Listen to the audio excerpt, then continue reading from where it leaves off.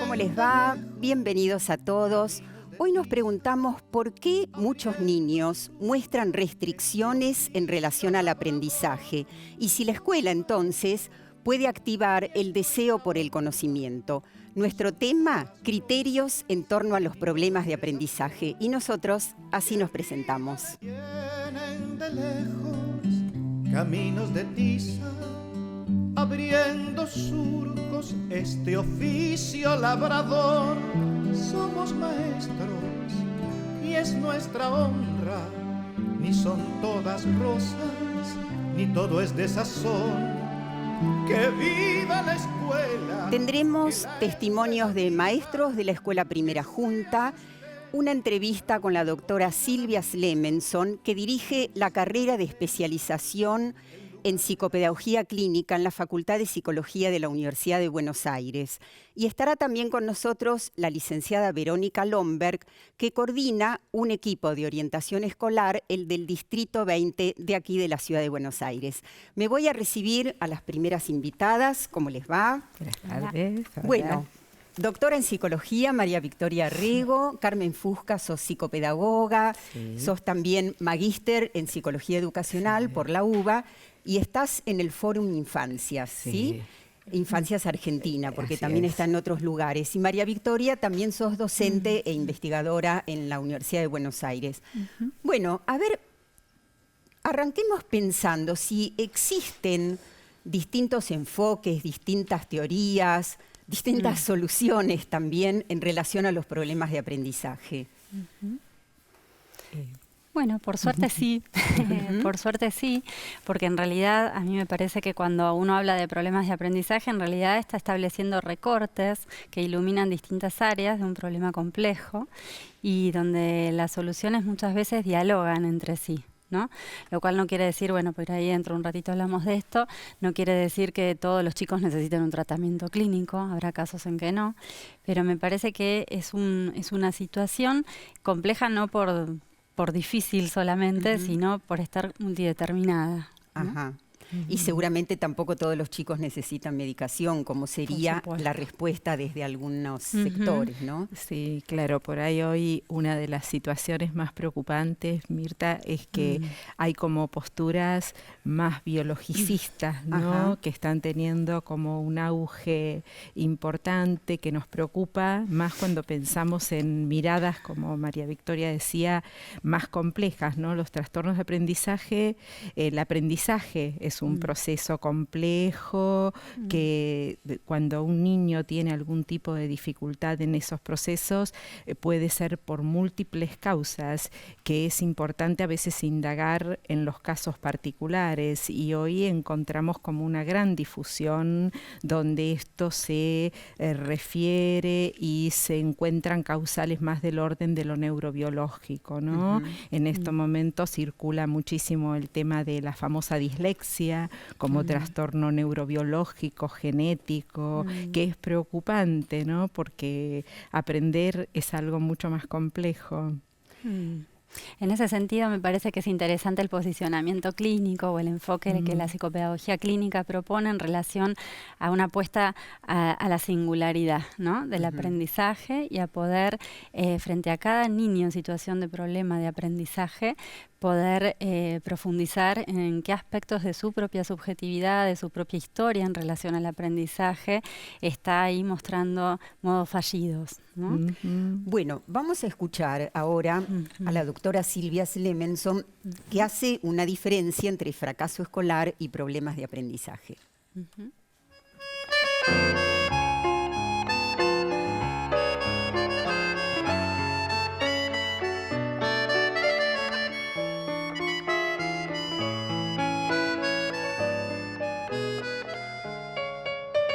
La diferencia entre fracaso escolar y problemas de aprendizaje es que fracasar en la escuela no siempre quiere decir tener un problema en el aprendizaje.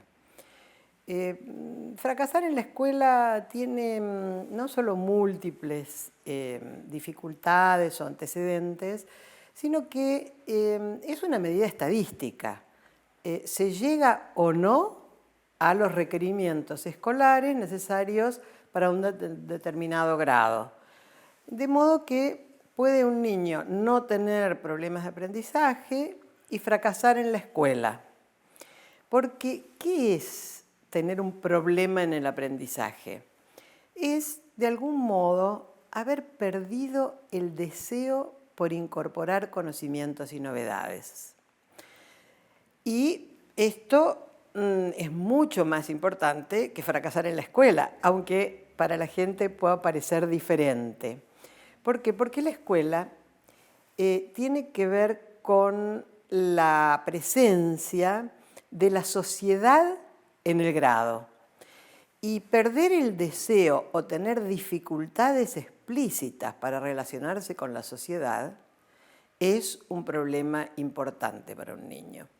De modo que podríamos pensar que no todo aquel que fracasa en la escuela tiene un problema de aprendizaje y que los problemas de aprendizaje necesitan asistencia porque son previos a el ingreso del niño a la escuela, la pérdida del deseo de relacionarse con la sociedad, de incorporar novedades, de tener activo la relación con la sociedad, y es un problema que produce sufrimiento de orden psíquico y necesita ser asistido. El ingreso a la sociedad tampoco es una responsabilidad absoluta del niño. La sociedad es presentada por los padres, son los primeros agentes sociales que existen. De modo que los padres transfieren a cualquier niño, a cualquier sujeto, digamos, una determinada apertura, un determinado caudal de intereses, un modo de vincularse con la sociedad que pertenece también a la familia en la que el niño se inserta. Esto no quiere decir que los niños reproduzcan exactamente aquello que sus padres ofertan. Muy por el contrario, puede suceder, por ejemplo, que un niño reproduzca todo lo contrario que los padres ofertan como modo de reacción frente a eso. También puede llegar a suceder que lo reproduzcan tan linealmente que esto le traiga problemas al niño como a los padres. Uno dice, bueno, pero entonces es idéntico a cualquiera de sus progenitores, no tiene autonomía. ¿Qué novedades ingresan?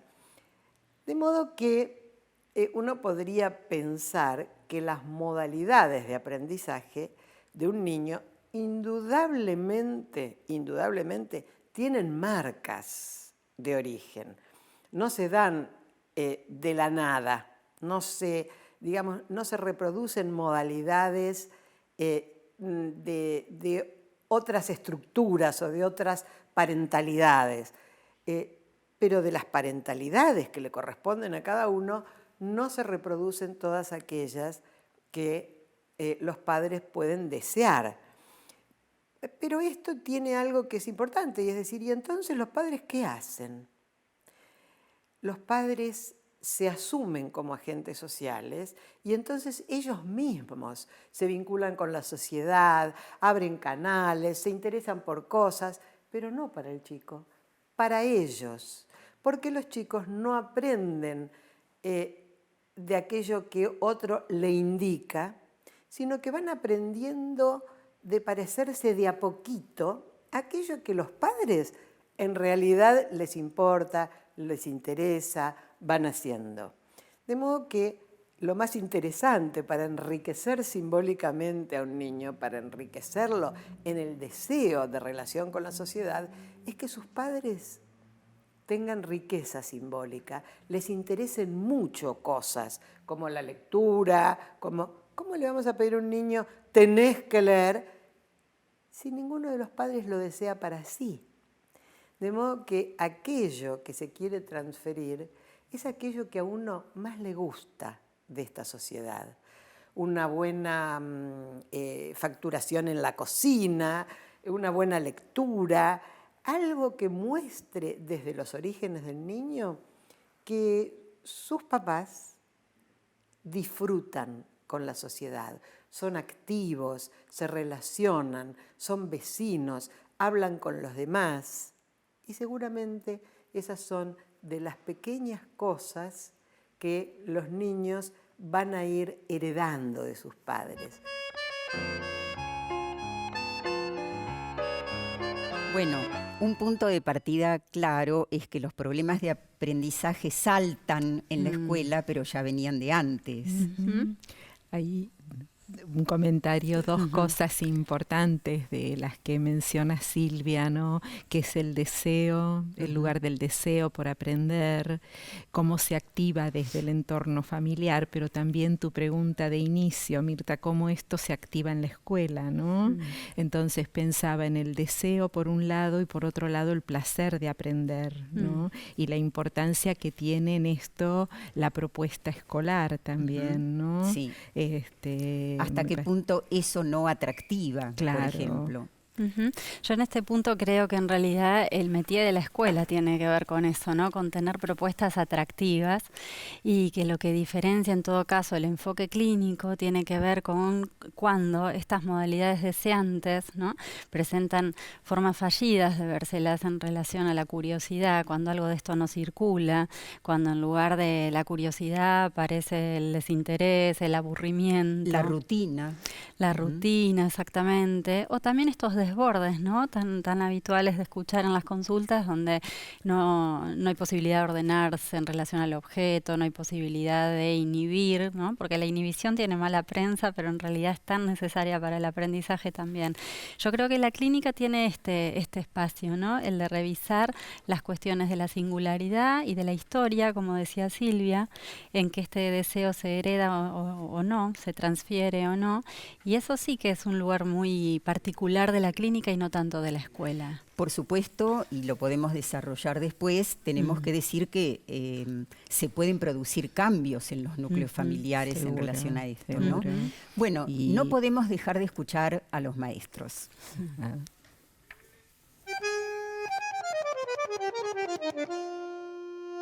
Un problema de aprendizaje es cuando vemos que no está cumpliendo, por así decirlo, ¿no? Entre comillas.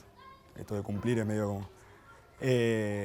con los objetivos promocionales del grado, ¿no? No sé, un primer y segundo grado que no esté alfabetizado, por ejemplo. Por ahí habría que ahondar un poquito más fino e ir viendo qué es lo que está pasando con ese chico.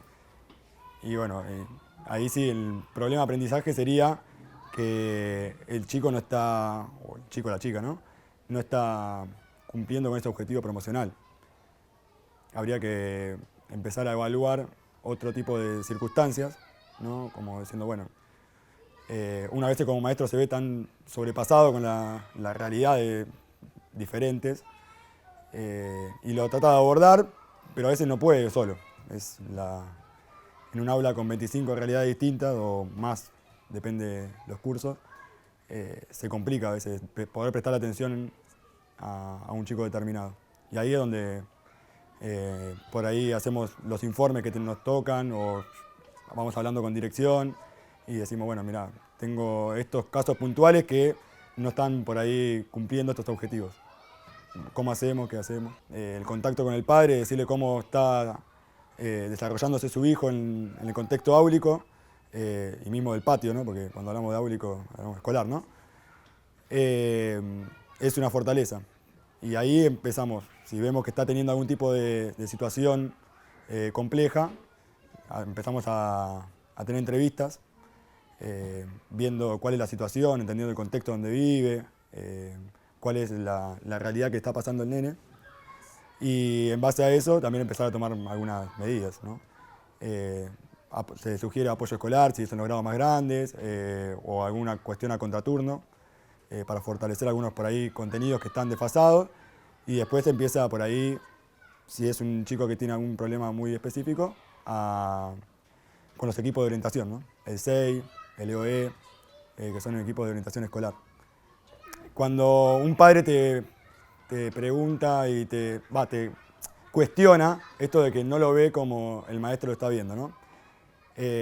Ahí me parece que tiene que salir de nosotros, los maestros, este reconocimiento a nuestra profesión, ¿no? O sea, los profesionales acá somos nosotros, en educación, obviamente. Si ellos van al médico, seguramente no le digan, no estoy enfermo de esto, porque vos me estás diciendo que estoy enfermo, no estoy enfermo. Entonces, si nosotros estamos diciendo que evidentemente hay algún tema ahí de aprendizaje, o que el chico no está respondiendo a algunas cuestiones, deberían tener la confianza en nosotros. Entonces yo ante esa situación suelo plantear que me capacité, estudié y sigo capacitándome día a día en esto porque me gusta y porque siento que tengo las armas disponibles para poder desenvolverme y reconocer este tipo de circunstancias. Con esfuerzo, dedicación y hasta un seguimiento bien preciso, me parece que sí. Siempre todos los chicos aprenden. O sea, no hay chicos que no aprendan. Ahora, capaz que aprenden en distintos momentos o distintas cosas, ¿no? Pero soy partidario de que todos aprenden y todos aprendemos. Y con los chicos aprendemos mucho. Cuando pienso en un problema de aprendizaje, por supuesto que un poco la mirada o mucho está puesta en el niño, en las causas que pueden generar esta dificultad, pero también me parece que el docente también tiene que rever su práctica, ¿no? Porque digo, un problema de aprendizaje no es solamente por ahí un problema del niño. Muchas veces no estamos generando las dinámicas o las estrategias para que este niño construya esos aprendizajes. Entonces, como un poco ver las causas que pueden estar ocurriendo, pero también, a ver, de mi práctica, ¿qué puedo cambiar para que esto mejore? No solo poner la mirada en el niño, sino poner también en la propia práctica, ¿no? Para cuestionar y rever y mejorar las estrategias. Y bueno, y ver las causas que llevan como consecuencia esta dificultad de aprendizaje. Siempre convocando a los padres. Creo que es lo principal, que la escuela nunca puede trabajar, la escuela no es la escuela y la familia, es algo que yo trabajo mucho con los papás y las mamás, es la escuela y la familia. Digo, si no se genera un vínculo de confianza y trabajemos juntos, siempre que el objetivo sea el bienestar emocional, de aprendizaje de ese niño, de todos los aspectos, pero creo que el vínculo escuela-maestro o maestra es nodal en este tipo de situaciones, es central. Desde ahí construimos, si no hay un vínculo de confianza es muy difícil construir. Cuando un niño sale de esta dificultad, creo que es una oportunidad, digo, tratamos de brindar igualdad de oportunidades. No sé si llamarlo éxito, no me gusta tanto por ahí el éxito. Digo, es generar o cumplir ese objetivo de la igualdad de oportunidades. Ese niño o niña tuvo la misma oportunidad que el resto, pese a haber atravesado otro proceso distinto de aprendizaje. Bueno, coincidiendo con la segunda maestra, escribieron al Facebook, Nadia Pietroveli, dice, ¿no sería mejor revisar el dispositivo escolar como productor del fracaso escolar? Y Silvana Castro, estaría bueno poder diferenciar problemas de aprendizaje de problemas de enseñanza. ¿Qué les surge de los testimonios? A mí me parece que plantearon cosas muy interesantes los dos maestros, ¿no? Así es. En primer lugar, una reflexión que me surge es que deberíamos preguntarnos a qué llamamos problema de aprendizaje en el contexto escolar, ¿no? A veces hay errores o dificultades aparentes que tienen los chicos, pero que en realidad forman parte del proceso de construcción de un objeto de aprendizaje. Claro. Esto es muy común, sobre todo en el aprendizaje de la lectoescritura. Que son esperables. Que son parte de un proceso, que requieren su tiempo. El primer docente comentaba, no todos los chicos aprenden con los mismos ritmos, ¿no? Y ahí a veces sí corremos el riesgo de ver por ahí una patología o una dificultad donde en realidad lo que hay es un tiempo singular de cada chico, ¿no? Claro. Victoria. Sí, a mí me parece que siempre es mejor pensar en conjunción y no en disyunción, ¿no? Cuando se presentan estos de hacer esto o lo otro, y en realidad la propuesta a mí me parece que es ponernos en diálogo, ¿no? Escuela, maestros, docentes, terapeutas. El maestro decía, no puedo solo. No puedo solo. Y es así. Exactamente, ¿no? Y la multiplicidad de miradas siempre enriquece. Sí que me quedo pensando en cuándo sí es necesario un tratamiento. Yo sí creo que hay situaciones que la escuela no puede abordar sola, ¿no? Como lo dice este docente, y que ahí es necesaria la interconsulta, pero siempre desde un lugar de diálogo, ¿no? Desde un lugar también de mucha conexión con la escuela. Lo que Bueno, me parece sí. que plantean los docentes también, que es el hecho de revisar sus propias prácticas, ¿no? A veces a la consulta psicopedagógica llegan chicos que uno se pregunta, ¿no? ¿Por qué está acá? ¿No? Claro. Cuando realmente están haciendo un proceso por ahí con otros tiempos. Es decir, primero hacerse cargo. Claro. Bueno, los docentes mencionaban a los equipos de orientación, será nuestro tema el próximo bloque. Vienen de lejos caminos de tiza, abriendo surcos este oficio labrador. Somos maestros y es nuestra honra, ni son todas rosas, ni todo es de sazón. Que vienen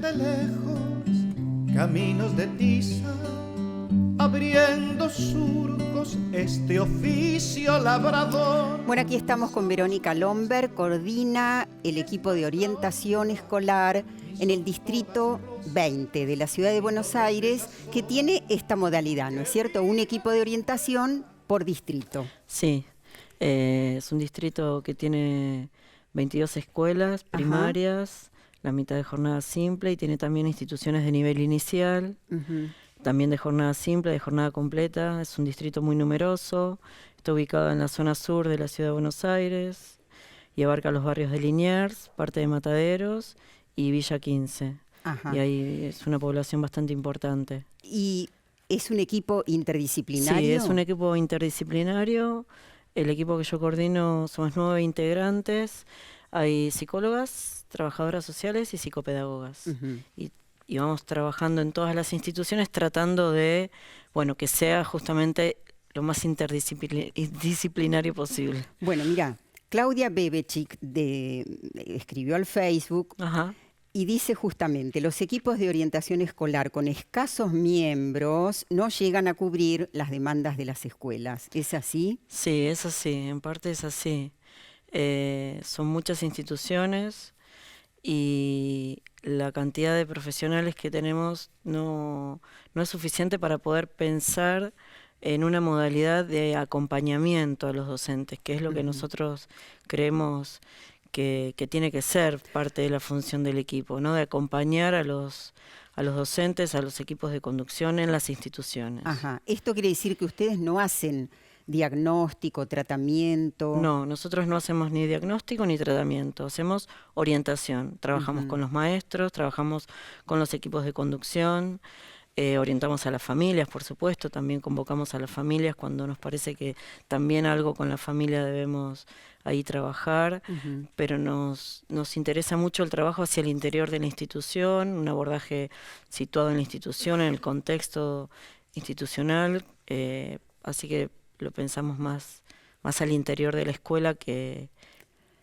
tanto con la familia, ¿no? Verónica, vamos a compartir con vos testimonios de maestros que también se refieren a los equipos de orientación. Buenísimo. Nosotros notamos, cuando ya empezamos a pensar en que hay un problema de aprendizaje, una dificultad muchas veces en convocarse a la tarea, en poder comenzar a trabajar. Esto se ve mucho en la actualidad, en la convocatoria al trabajo en sí, al momento de trabajar. Hay niños que no pueden cortar, siguen jugando, les cuesta armar su propio espacio de trabajo, desde la concentración también. Eso en una primera instancia. Y también hay algunos niños que sí comienzan a trabajar, pero notamos que no pueden avanzar en la propuesta, ¿sí? Ambas cuestiones. Cuando arrancan, cuesta adelantar en la propuesta, y está quien le cuesta arrancar. Y la escuela lo que hace es constantemente con estas nuevas infancias que tenemos en los grados, donde ya no se trabaja para lo homogéneo, sino mirando las heterogeneidades de cada uno, es ir implementando estrategias, ¿sí? Ir tratando de entrar al contenido desde diversos caminos, y cuando ya tenemos certeza de un problema detectado o de un problema designado ya, la escuela cuenta con dispositivos, con maestra recuperadora, con equipos de gabinete de orientación escolar. Digamos, hay personas que nos pueden acompañar en la trayectoria con estos niños que tienen alguna dificultad en particular.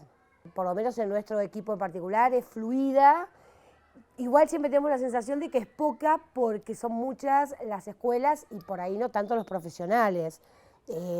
La necesidad de ellas, porque bueno, en este caso son señoras, son mujeres, es imperiosa en muchas escuelas. Entonces la sensación es que nos quedamos cortos con la cantidad del equipo. Pero es fluido. Nosotros, los maestros, realizan los informes donde narran las situaciones que ven.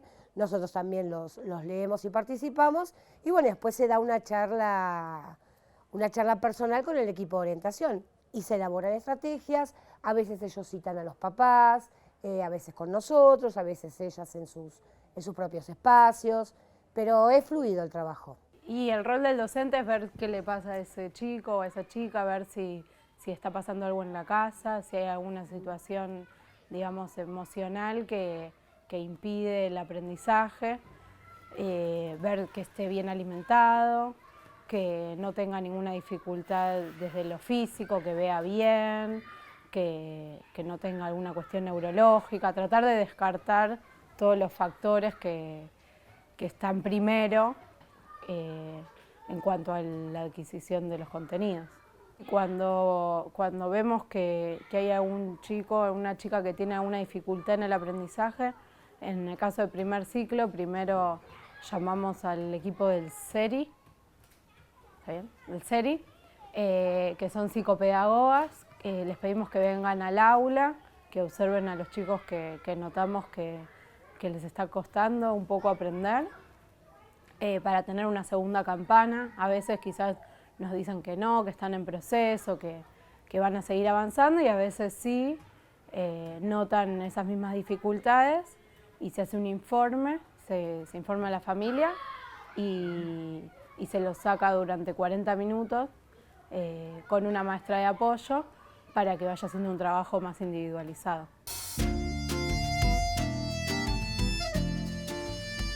¿Te gustaron?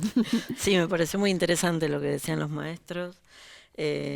Por esto, en parte de pensar que el trabajo con los niños no es de uno solo, ¿no? No es solo del maestro. En la escuela hay muchos maestros con los que se puede pensar distintas estrategias de abordaje para acompañar a los niños que más lo necesitan.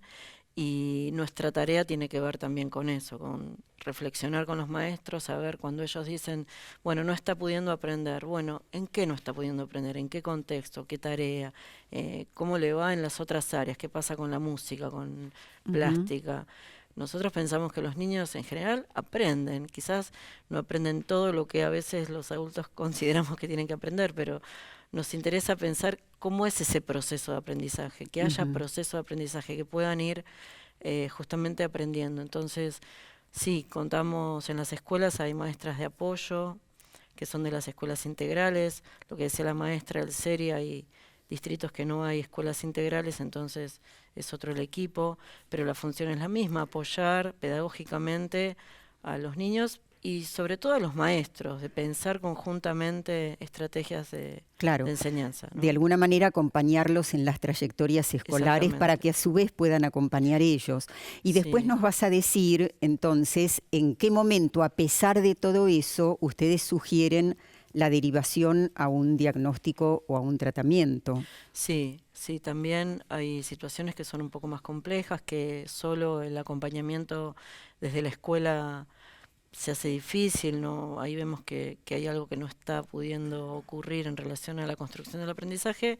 Convocamos a los papás, pensamos si hay alguna otra cuestión que pudiera estar ahí generando esta dificultad.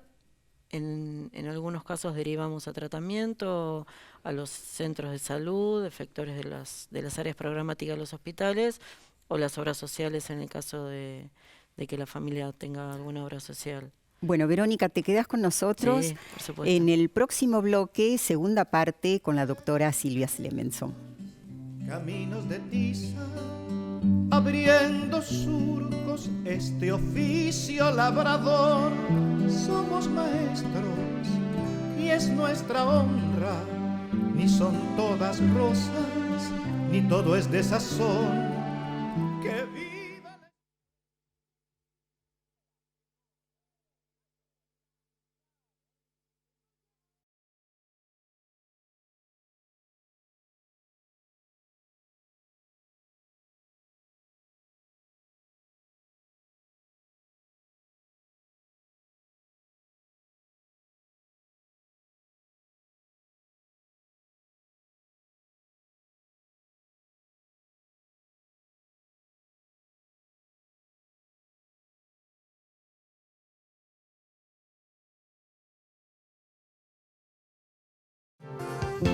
La escuela puede ser un lugar donde todo lo puedo encontrar, si me dejan. Bueno, incorporamos a Verónica Lomberg. Verónica, vos decías hace un momento, a veces yo le digo a un maestro, le pregunto a un maestro, bueno, pero ¿y en música cómo le va? Sí. Quería retomar esa pregunta para saber si es auspicioso que un niño que tiene dificultades en un área, sin embargo, tenga un muy buen rendimiento en otras. A mí me parece que sí, que habla de las posibilidades que ese niño tiene en relación a que hay aprendizaje y que hay algo del orden del deseo que está en juego ahí, ¿no? Antes hablaban de esto del deseo de aprender. Me parece que cuando en la música, en la plástica en general, aparece algo del aprendizaje, vemos que hay un niño que tiene intención, que tiene deseo de aprender y que es posible trasladar eso a las áreas de la lectoescritura o de la matemática. También, digamos, un niño que puede ocurrir que no le vaya bien en el área de lengua y sí en matemática. También, por supuesto que sí. Entonces... Bueno, y ahí me parece que estamos hablando de la plasticidad, ¿no? Que es lo que distingue por ahí la problemática de aprendizaje. A mi entender, cuando hablamos de problemas de aprendizaje, estamos hablando de la rigidez, ¿no? De la rigidez, de la repetición, de estas formas fallidas que todo el tiempo insisten. De la pobreza a veces en los dibujos, por ejemplo. Sí, en lo simbólico, ¿no? Claro. Yo pensaba, para mí sí es muy auspicioso y me parece interesante abrir la pregunta, ¿no? Porque a veces es cierto que también hay como deseos de los chicos por determinadas áreas, es decir, gustos. Claro. A un chico le puede gustar más la lectura, la escritura, y a otro por ahí le gusta más la música o las matemáticas, ¿no? Pero en algo está abierto. Pero en algo está abierto, Sí. y en algo se muestra el deseo y el placer, que es lo que hablábamos al principio. Claro. ¿No? Y me parece que, discúlpame, por ahí pensaba esto de cómo la maestra puede retomar eso para tomarlo como una estrategia también de enseñanza, más allá de que no sea la hora de música o la hora de plástica, sino para incluirlo en su modalidad de trabajo en el aula, de tomar otros aspectos que no son los que lo hacen, porque los maestros, la verdad es que esto lo van teniendo en cuenta, pero a veces quedan más del lado de, bueno, generar siempre las mismas estrategias, copiar o pensar la escritura más tradicional que incorporar otras estrategias. Por ahí lo de la plasticidad que decía Victoria, también nosotros tenemos que tener esa plasticidad cuando miramos a un niño con dificultades en la escuela, ¿no?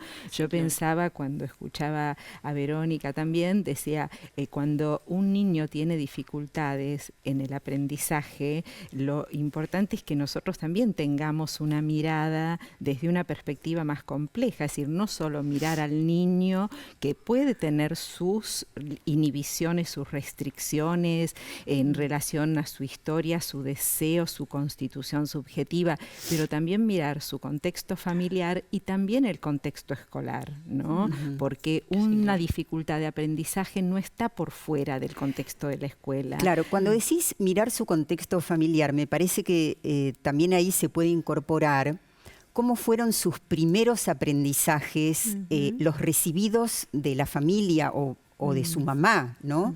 En relación a la alimentación, por y ejemplo. ahí hay dos cuestiones. El tipo de experiencia recibida o en la cual un niño puede circular. Por ejemplo, esto es muy claro en el aprendizaje de la lectoescritura. No es lo mismo los chicos que se les lee desde pequeñitos, que tienen libros en sus casas, que hay, como decía Silvia Schlemenson, deseo del padre por la lectura, ¿no? A aquellos niños donde por ahí en su entorno esto no circula, ¿no? Y por otro lado me pareció muy importante el lugar de los equipos de orientación en la ayuda al docente, ¿sí? A tener en cuenta también su intervención en estas problemáticas. Ahora, Victoria, para no restringirnos solo al escolar, ¿no? Y poder ver también qué pasa fuera de la escuela,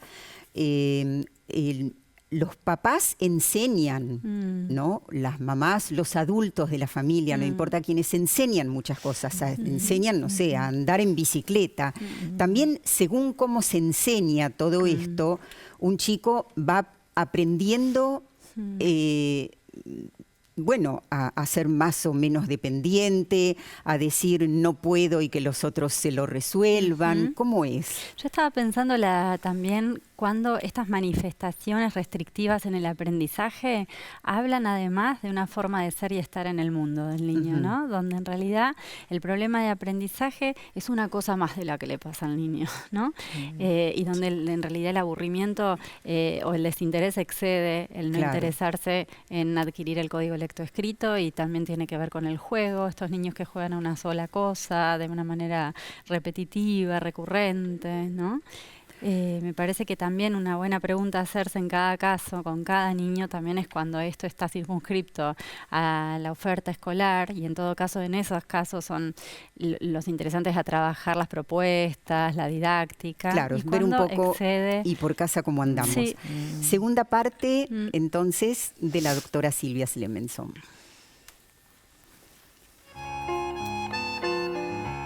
También puede suceder que haya niños que no tengan una autonomía suficiente para ir captando de la sociedad, de sus progenitores, aquellas cosas que para él serían diferentes, serían atractivas. Son esos niños sumamente obedientes a los pedidos de los adultos. También son obedientes en la escuela. Entonces aprenden mucho a copiar, saben escribir, saben leer, adquieren los conocimientos básicos de los códigos lectoescritos. Pero eso no es aprender. Aprender es dejarse capturar por lo desconocido. Si estos niños repiten exactamente lo que la escuela les pide, aprenden la lección de memoria, en el momento en que quedan solos frente a lo desconocido, se derrumban. Y en verdad estamos en un mundo donde el eje del conocimiento es el desconocimiento, porque cada vez más la información se transfiere a través de la informática. Pero el deseo por indagar en lo novedoso, el modo de relacionarse con la informática, con lo diferente, con todo lo que no se enseña y sí se enseña en la escuela,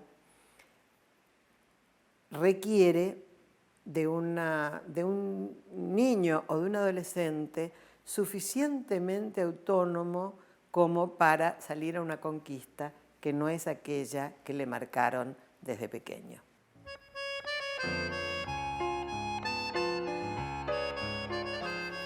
Bueno, indudablemente hay niños que son funcionales a los requerimientos estrictamente escolares, ¿no? Sí. Pero me parece que la idea que retomaba la doctora Silvia Schlemenson al final tiene que ver con esto de aprender a aprender, ¿no? Aprender a poder seguir aprendiendo. ¿Qué le surge de lo que decía? Y que es creo que Silvia describe muy bien al final el cambio en el cual nuestros niños se encuentran hoy, ¿no? Y qué condiciones se requieren, ¿no? Yo creo que el tema de la autonomía es un tema fundamental en el aprendizaje y que sí se construye desde toda la historia familiar, en la relación con papá y mamá, ¿no? Ahora, hasta mediados del siglo pasado, la explicación que se podía dar cuando un niño mostraba dificultades escolares era básicamente su déficit intelectual, ¿no? Y ahí aparecía lo de los docentes o los padres que no les da la cabeza. Pero hay niños inteligentes que, sin embargo, tienen problemas de aprendizaje. ¿Por qué?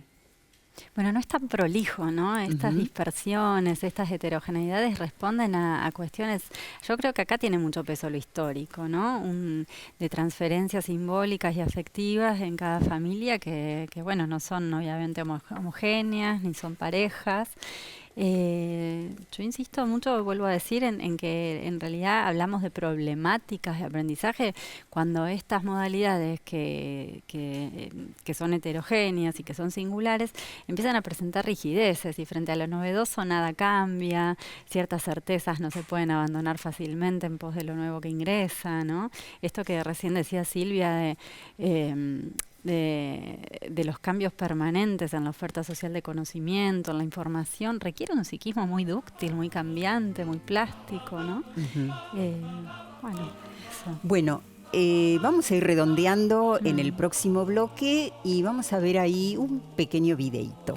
Vamos a andar en verso y vida tintos, levantando el recinto del pan y la verdad.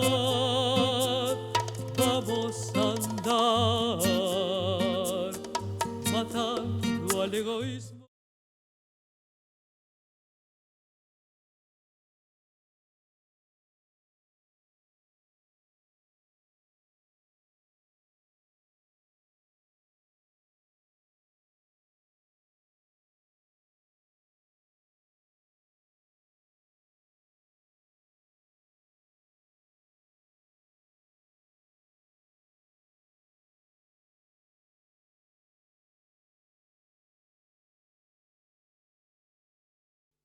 Vienen de lejos caminos de tiza, abriendo surcos este oficio labrador.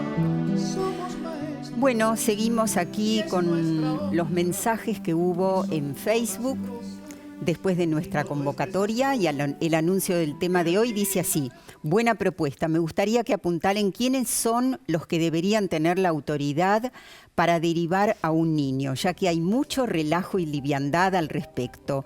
Los docentes deberían recurrir a herramientas antes de diagnosticar y derivar.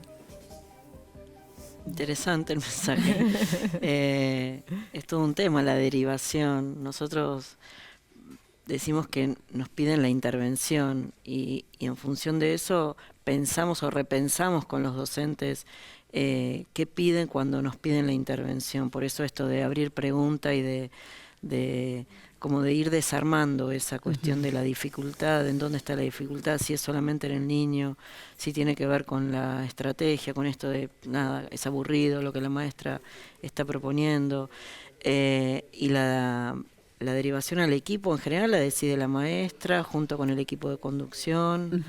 Nuestra intención tiene que ver en parte con generar un espacio de encuentro con los maestros, que sea reflexivo, no solo en relación al niño, sino también en lo que le pasa al docente, que está al frente de ese grupo, que tiene esos niños que está viendo que hay algo ahí que no está pudiendo ocurrir y que la pregunta no sea solo en relación al niño, sino también a su propia posición, ¿no? Claro. Y que esto genere un cambio también para el aprendizaje, sí, para la enseñanza. Retomando la idea de diálogo que vos decías, Victoria. Desde hace ya, creo que un par de meses, se habla de una ley en relación a la dislexia. Y vayamos por partes, a ver a qué se llama dislexia, si es una patología, como consideran algunos, o no lo es, cómo se expresa. Sí, yo creo que la palabra dislexia, hay un debate, es importante transmitir esto, Mirta, para los papás, para los maestros. Hay un debate serio y largo en el mundo, ¿sí? La palabra dislexia es compleja porque es como una palabra paraguas que cada vez está englobando como una gama más amplia de signos y síntomas, ¿sí? Hay un científico británico, Julian Elliott, ¿sí?, que dice que se ha movido de su foco, ¿sí? En un principio se hablaba de dislexia cuando había dificultades de lectura muy severas. Hoy se engloba desde el niño que se distrae, a que él tiene dificultades en el cálculo, al que no se puede atar en preescolar los zapatos, los cordones de los zapatos. Entonces termina siendo un término muy confuso y con poco rigor científico, ¿no? Yo creo que tenemos que tener mucho cuidado porque hoy cuando se habla de dislexia se está hablando también de un trastorno neurobiológico y genético, ¿sí? Y esto es muy importante aclararlo para que los papás también sepan que no hay bases científicas para decir que se trata de un trastorno neurobiológico y genético, ¿sí? Bien, vos pertenecés al Fórum Infancias Argentina, que en relación a este tema produjo este video. Felipe está tratando de comprender la relación entre los sonidos y las letras, de entender la ortografía, de conocer cómo se separan las palabras. Cuando lee, también se equivoca y realiza grandes esfuerzos. Los errores son parte del aprendizaje, pero algunos chicos presentan reales dificultades para aprender a leer y escribir, y las padecen. Y la escuela a veces no sabe cómo ayudarlos. Hay quienes piensan que eso se llama dislexia. Para nosotros es un nombre impreciso, porque pretende unificar demasiados problemas que se dan siempre en un contexto. Desde Fórum Infancias pensamos que hay mejores maneras de nombrar y resolver esas dificultades, que no siempre se presentan porque su cerebro funciona mal. Acompañemos a los chicos, repensemos las etiquetas.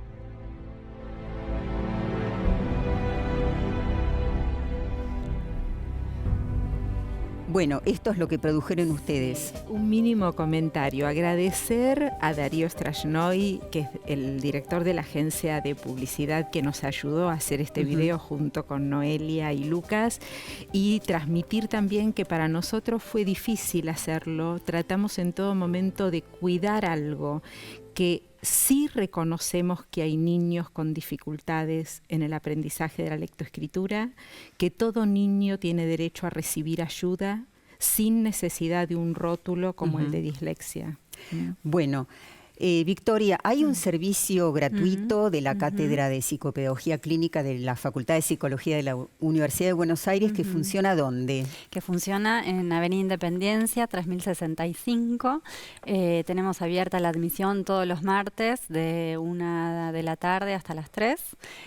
No se necesita derivación de las escuelas, no es condición, sino más bien presentarse a una consulta de admisión, y allí recibimos a niños y también a adolescentes con problemas de aprendizaje. Claro, y ahí sí hacen diagnóstico y tratamiento. Sí. Nos vamos a la bibliografía de Carmen Fusca, nuestra invitada de hoy, Enseñar a leer y escribir en el siglo XXI. Es un libro que refiere justamente al tema de la lectura y la escritura. Transformaciones en niños con problemas de aprendizaje, de María Victoria Arrego. Bueno, en este libro también se desarrolla el trabajo básicamente con la clínica, ¿no? Que a veces es muy misteriosa, sobre todo para los padres. Y modalidades de aprendizaje, el afecto en la clínica psicopedagógica y el espacio escolar, de la doctora Silvia Slemenson. Les agradezco mucho a las tres. Gracias a vos. Me imagino que va a haber muchos comentarios. Es un tema que ustedes saben que a los maestros les preocupa muchísimo. A ustedes los espero el próximo sábado a las 8 horas, y durante la semana, por supuesto, nos escribimos a través del Facebook. Gracias. Caminos de tiza, abriendo surcos este oficio labrador. Somos maestros y es nuestra honra, ni son todas rosas, ni todo es de sazón. Que viva la escuela, que la escuela viva, que sea sostén, trampolina la vida, una usina de ideas, el lugar del asombro, el punto de encuentro, de entrega y de amor.